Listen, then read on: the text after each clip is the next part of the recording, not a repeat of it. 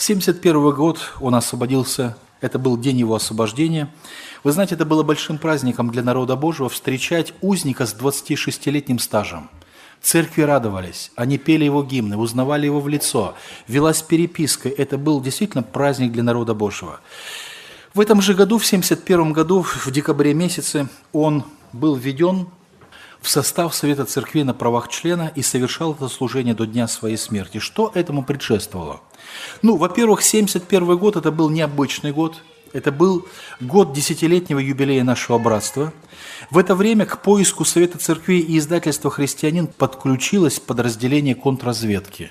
В ноябре 71 года в Барнауле был арестован Дмитрий Васильевич Миняков. И в ответ на это Барнаульская церковь заявила протест правительству и сдали в Москве 93 паспорта вместе с военными билетами. Совет Церкви ослабили тем, что не стало одного члена. В это время, в 1971 году, в лице Якименкова Павла Афанасьевича и Дубового Степана Герасимовича появилась оппозиция или мятеж против пути братства. И на совещании Совета Церквей в феврале 1971 года в конспиративном месте Геннадия Константиновича в Латвии эти братья, они поставили вопрос очень остро, что этим путем дальше идти нельзя, надо возвращаться во всех Б, идти на переговоры, выходить с нелегального положения, устраиваться на работу, распускать Совет родственников узников. Это тупиковый путь нелегального положения. Курс братства надо менять.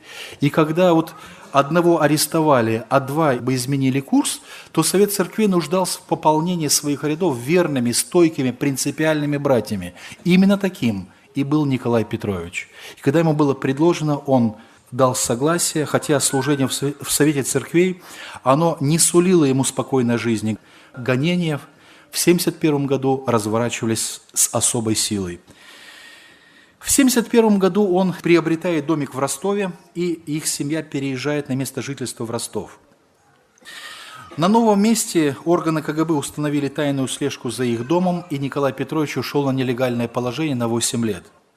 Дело в том, что Николай Петрович не знал о том, что в Ростове его ждет очень жестокая борьба по церковным каналам и по церковной линии. Он не знал о том, что именно в Ростове, там и Коломийцев, и Жавмирук, и другие идеологи по автономной регистрации церквей. И именно там это зарождалось на членских собраниях. Елизавету Андреевну отлучили от Ростовской церкви. Это было в 1974 году. И недавно я был в Ростове, у коломанца Николая Ивановича спрашиваю, говорю: Николай Иванович, вы тогда были членом церкви? За что отлучили Елизавету Андреевну? Можете сказать? Основная причина. Ухватили за ее слово. Она сказала пресвитеру: ты краснобай. Ухватили за это и довели до абсурда. Отлучили. Хотя слово «краснобай» относится к книге Джона Буньяна «Путешествие пилигрима», да? Литературное слово. Истинный мотив отлучения, он был потом объяснен в кабинетах уполномоченному Жавмируком. Он тайно пришел к уполномоченному по Ростовской области, но по своей наивности он не понимал о том, что все уполномоченные, они формировались из работников КГБ в отставке. Во-вторых, каждая встреча с этим чиновником, она протоколировалась. И делалась служебная записка, и стенографисты фиксировали. И поэтому после его посещения в Москву тут же был написан отчет. Сегодня это все рассекречено, в котором мы нашли такое сообщение. Уполномоченный пишет: Жавмирук сообщил, что на собрании в ростовской группе сторонников Совета Церквей 5 августа 1974 года отлучили жену члена Совета Церкви Храпова, а самого его исключили из списка своей общины. Это мероприятие, как пояснил Жавмирук, запрещает дальнейшую деятельность Храпова как члена Совета Церквей. Логика простая. Мы отлучаем жену, а значит, выводим из Совета Церкви Храпова. Он же не может теперь совершать там служение. Мы ослабляем духовный центр Совета Церквей. Вот главная причина. И они перед своими шефами тут же отрапортовались, объяснились в этих главных мотивах. Да? Это была, друзья, такая очень коварная работа по церковным каналам. И Николай Петрович это очень болезненно пережил.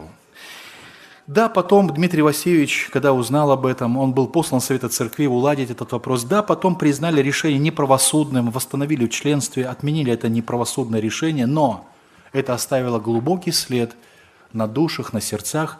Николай Петрович продал дом в Ростове, опять семью перевез в Ташкент, а перед смертью В одном из своих писем он напишет: «Моя милая ушла на вечный покой и унесла на себе эти глубокие шрамы от близких». Вот эти глубокие шрамы от своих, они остались до ее смерти. Жавмирук приехал в Москву на встречу с Тарасовым, а Тарасов в то время был заведующим протестантским отделом в Совете по делам религий. До нас дошла стенограмма этой встречи, запись этой беседы. И в этой записи написаны следующие слова. Жавмирук рассказывает о том, что как у них проходит совещание, как они намерены поставить острый вопрос о встрече с Крючковым и потребовать от него изменения деятельности, отказа от нелегального положения, как совещание все поддержало Бондаренко. Но на это решение быстро среагировал Миняков и Храпов. Они приехали в Ригу и отстранили Бондаренко от какого-либо служения и запретили ему всякую деятельность. То есть Николай Петрович вступает в эту брань, приезжает в Ригу и отстраняет Бондаренко от служения, хотя они были в дружбе. Платон мне друг, но истина дороже, да? Так вот, Бондаренко, может быть, и был ему в какой-то момент другом и так далее, но истина была ему дороже. Он отстраняет его от служения, и тут же Жавмирук это отчитывается перед атеистами, перед центральными органами власти, что-то эти процессы происходят. То есть это была брань. Кстати, я сделал небольшую попытку лет 10 тому назад. Через Николая Ивановича Колбанцева мы передали Жавмируку вот все его застенографированные беседы в кабинетах уполномоченных. Но думали, что может покаяться. Вы знаете, удивительно. До сих пор Бог покаяния не дает этому человеку. Николай Петрович потом напишет в своей биографии такие слова. «Осуществляется вторжение в наше братство через автономную регистрацию. Со стороны внешних принуждают общины к автономной регистрации в отрыве от духовного центра Совета Церквей. Благодарение Господа, что в основном все братство понимает эту уловку и отвечает так правителям: мы не против регистрации, но мы против того, чтобы нас разлучили с нашим духовным центром Совета Церквей». Очень здравая, сбалансированная позиция Николая Петровича. 1972 год, как я сказал, что он ушел на нелегальное положение, и думаю, что у некоторых из молодежи может быть неправильное мышление такое искаженное о том, что нелегальное положение, это значит, братья убегали от арестов, ничего не делали, прятались и вели такой пассивный образ жизни. Это неправильно. Годы нелегального положения для Николая Петровича были очень и очень плодотворными, насыщены большим трудом. Это был великий труженик. Даже небольшой список его дел и служений, который нам известен, он уже впечатляет. В это время он нес ответственность за отдел благовестия в Совете Церквей. В 1977 году был издан сборник стихов «Голос правды». В 1978 году был организован музыкально-хоровой отдел, и он разработал программу из 9 пунктов для музыкально-хорового отдела, который действует по сей день, и был на всех регенских семинарах и духовно опекал музыкантов, и хористов, и регентов. В этом же году была издана трилогия «Счастье потерянной жизни». В 1979 году он был преподавателем догматики на всесоюзных библейских курсах Совета Церквей. В это же время была написана замечательная книга «Дом Божий» и «Служение в нем». И, друзья, никакой список не может исчерпать того благословенного труда, которого он действительно совершал. Любые наши перечисления, списки – это только маленькая тень того огромного труда, который лежал на его плечах. 5-й срок наступил в 80-м году в доме Классина Рудольфа Давидовича. Много лет проживавший на нелегальном положении Храпов был арестован в доме Классина в Караганде, куда прибыл с целью организовать библейские курсы.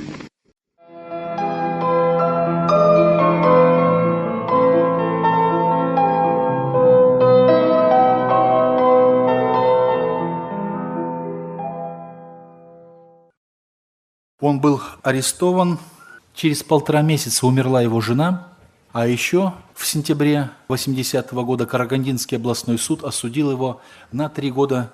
Из этого срока он больше не вернулся. У меня отвод всему составу суда будет, и вполне обоснованный. Не потому, что я вас не уважаю или не доверяю, а потому что, ведь вы же безбожники. Осудить будете человека, верующего, христианина, за распространение религии, за распространение Слова Божия.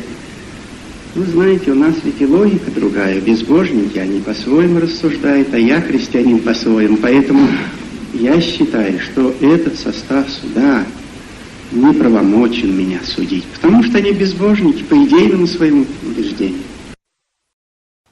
Через месяц после ареста мужа Елизавету Андреевну парализовало, а через 3 недели она отошла в вечность в возрасте 59 лет. Друзья, вот такой вопрос. Легко ли быть женой служителя? Женой любого служителя, мне кажется, быть очень нелегко. И даже и в наше время. А уж тем более женой такого служителя. Жизненный путь, который проходил через узы, преследования, слежки и всякие неприятности. Друзья, мы когда говорим о служителях, обычно жены остаются в тени, да, тень мужей своих. О них обычно мало кто говорит. Мы говорим о Батурине, о Бойко, о жены их. Мой папа всегда говорил так: если я и получу какую-то награду от Господа, то точно ее разделю со своей женой, потому что жены служителей, они больше страдали даже, чем мужья. Говорит, я лежал на тюремных нарах, ничего не делал, а жена воспитывала детей, отстаивала в школах, ходила в прокуратуру, отвечала на всякую клевету и все прочее. В 1974 году это был удар от своих, отлучение от церкви в Ростове. В 1975 году они купили в Ташкенте дом, а Елизавету Андреевну не прописывали к семье, ее отделили, она не могла прописаться с детьми в своем доме. Было на эту тему очень много ходатайств. В 1979 году сын Павел, его вызывали на допрос, ему было 13 лет, его замучила прокуратура. В результате они вынуждены были оторвать от школы и скрыть его от преследования прокуратуры. То есть все это лежало на плечах кого? Жены. Каждый сильный служитель, он потому силен, что за ним стоит сильная женщина, которая на себя берет этот груз и благословляет его на служение. Елизавета Андреевна была вот этой сильной женщиной.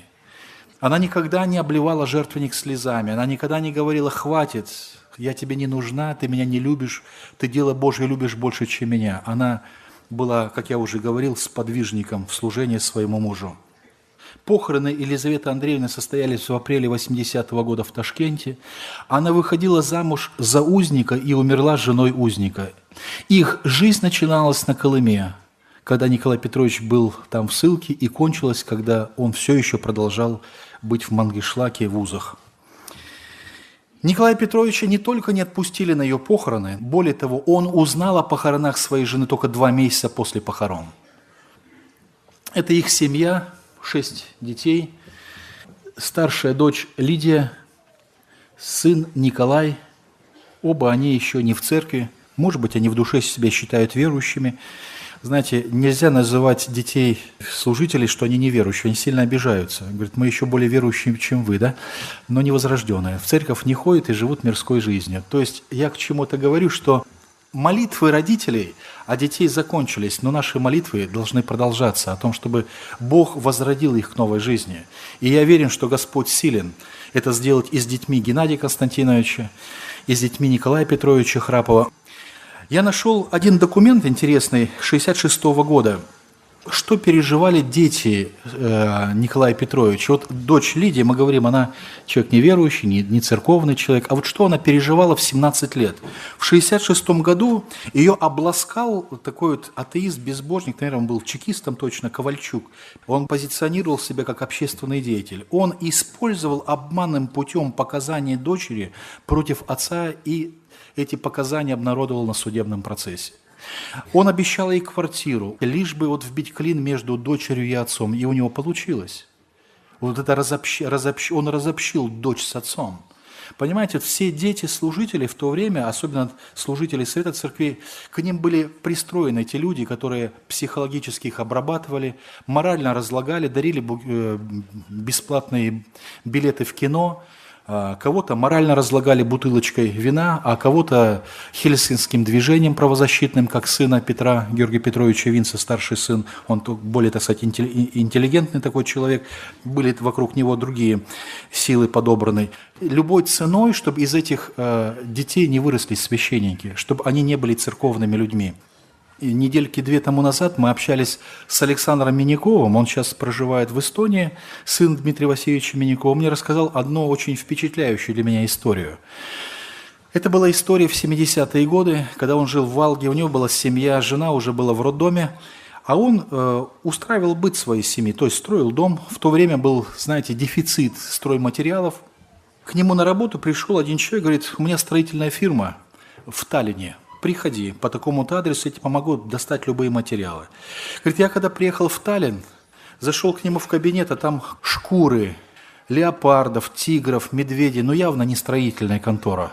Это был вечер, он говорит, ну, снимай, давай расслабимся, в сауну пойдем, снимай, давай, оставляй здесь пиджак. Сейчас, пока секретарь там соберет необходимые документы, подпишет, мы пока расслабимся в конце рабочего дня. Ну, увлек меня в сауну, я пришел в сауну, этажом ниже спустился. А, говорит, мой глаз фотографа заметил, что в шкуре медведя в углу замурована камера видеонаблюдения. Я это заметил, заподозрил. Пока, говорит, мой знакомый подкидывал угольки, там, дровишками занимался, я, говорит, заглянул в соседнюю дверь, а там две девушки, снимающие себя купальник, которые ждут сигнала, чтобы зайти в эту сауну. Говорит, я все понял, что сейчас будет. По его сигналу эти придут, будет зафиксировано, а потом объясняйся со всем миром. Сын служителя Совета Церквей, жена в роддоме. И ты всю жизнь не отмоешься, и всю жизнь будешь держать на крючке, и обрабатывать, и склонять сотрудника. Я, говорит, понял, я убежал, говорит, быстренько свой пиджак и бежать по этажам. И, говорит, только слышу в спину, кричит, стой, стрелять буду, стой, стрелять буду. А у меня, говорит, только одна мысль, быстрее выбежать, там улица Таллина центральная, пусть стреляют, но будут свидетели. В общем, ушел от него, а на следующий день получаю письмо, без подписи, без адреса, начальник мне передает это письмо. Вернись на то место, откуда ты ушел, иначе жизнь с тобой сыграет злую шутку. Ну, это только один случай, да? В каком непростом положении были дети служителей, они были заложниками служения своих отцов. И не случайно, что они потом оказались вне церкви. Я так думаю, что у каждого есть своя тяжелая история. И почему я и говорю, что молитвы отцов закончились, а молитвы церкви о них должны продолжаться. И я верю, что Господь силен оживить эти мертвые кости. Когда Николай Петрович узнал о смерти своей жены, он написал стих под названием «Ангелу зрелости», и там была приписка «Это маме на памятник». «Мой ангел зрелости, тебя я так назвал, когда обнял впервые в хижине убогой. Пусть мы и не нашли друг в друге идеал, но радости и горе испытали много. Мой ангел зрелости, Господь сам возложил тебя венцом чудесным на мои седины и в жизни краткой много нас благословил, дарами, крепостью, стремлением единым. Мой ангел зрелости, ты в жизнь мою вошла сотрудницей в делах, поддержкой в испытаниях, и неразлучной спутницей через жизнь прошла, сестрой и верным другом при моих скитаниях. Мой ангел зрелости, мне Бог тебя послал на склоне юности моей, испытанной штормами. В тебе я получил, что ждал, чего желал, что нами двигало потом, владело нами. Наш ангел любящий, ох, ты от нас ушла, оставила в скорбях одних на белом свете. С любовью сделала она все, что могла. Мы скажем о тебе, твой муж, друзья и дети». На слова Николая Петровича Храпова звучит гимн «О небо, голубое небо». О небо, голубое небо, люблю я созерцать твою красу. Когда в час ранний предрассветный